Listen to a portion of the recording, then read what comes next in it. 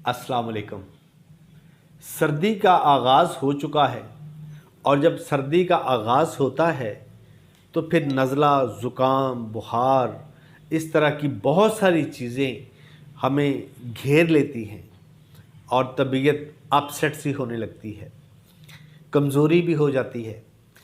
इन सब से बचने के लिए आज हम बनाएंगे एक कावा जो आपको नज़ला से, बुखार से, खांसी से महफूज रखेगा और 100% काम करेगा। हम टाइम ज़ाया नहीं करते और चलते हैं अपने होम रेमेडी की तरफ। सबसे पहले आपने लेना है एक बाउल। उस बाउल के अंदर आपने 1 कप पानी डाल देना है। उसको चूल्हे पे रख दें, आँच धीमी रख लें।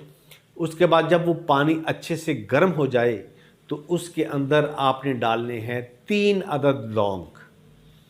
3 लौंग डाल दें।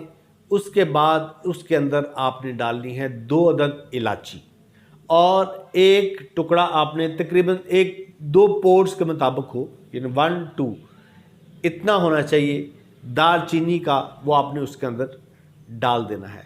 इसको अच्छी तरह से जोश दें। आपने एक टुकड़ा इसके अंदर अदरक का डालना है, छोटे साइज़ का एक टुकड़ा अदरक का डालना है। इसको अच्छी तरह से इसका जोश आने दें। वो उबल जाए तो फिर आपने एक लेनी है मलट्ठी।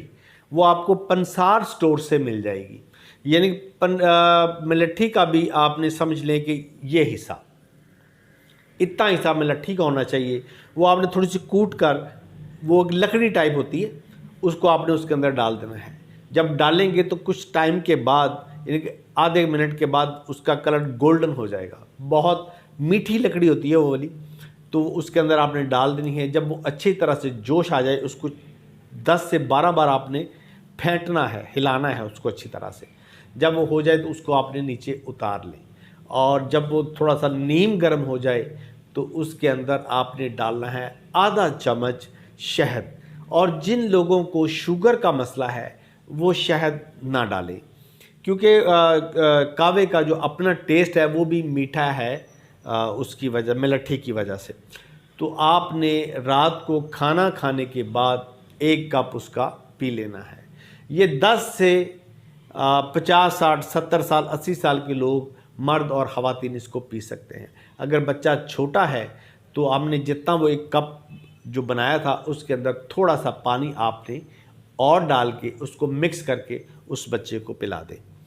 इंशाल्लाह ताला जब आप इसका पहला कप ही पिएंगे तो अल्लाह की रहमत से इंशाल्लाह ताला बुखार से भी निजात मिलेगी, नज़ला ज़ुकाम से भी निजात मिलेगी, तबीयत भी फिट फाट हो जाएगी। तो आज के लिए इतना ही। अपना बहुत ख्याल रखिएगा। अल्लाह हाफिज़।